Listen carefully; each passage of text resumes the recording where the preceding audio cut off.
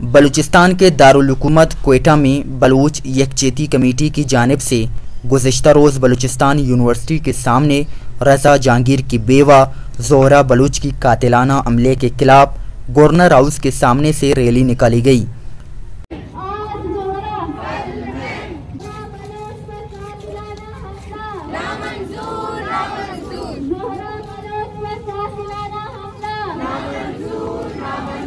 Rally governor house کے سامنے واپس آ کر مظاہرہ اور پریس کانفرنس کیا گیا۔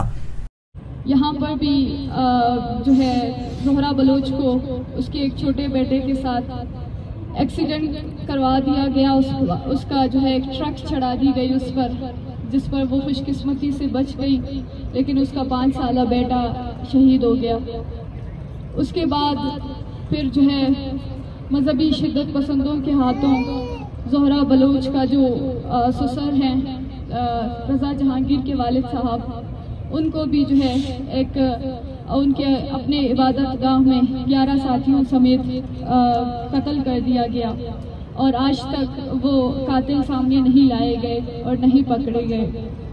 اور یہ اس فیملی کے ساتھ تیسرا یا چوتھا واقعہ ہے جس پر زہرہ بلوچ کو پہلے سے بھی یہاں پر ان کے موبائل کو چھیننے کی کوشش کی گئی تھی، مختلف طریقے سے ان کو تھریٹ کیا گیا تھا، اور کل جو واقعہ ہوا وہ ہم سب کے لیے ایک جو ہے بہت ہی خطرناک اور قابل مذمت بات ہے، جس کی ہم شدید مذمت کرتے ہیں۔ بلوچستان میں اجتماعی زیادتی کے طور پر اب تک متعدد خاندانوں کو نشانہ بنایا گیا۔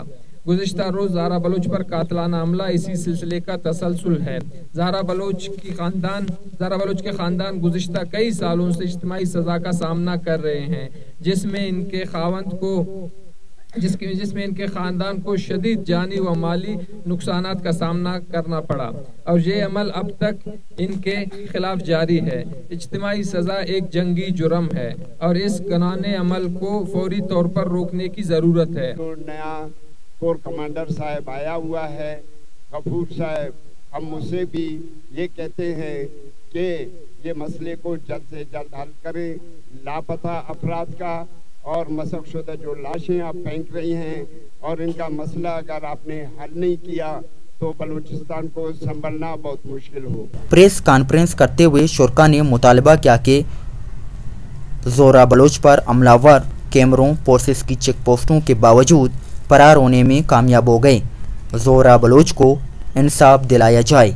کیمرہ مین اظہر بلوچ کے ساتھ سرفراز شاہ، گدروشہ پوائنٹ، کوئٹہ۔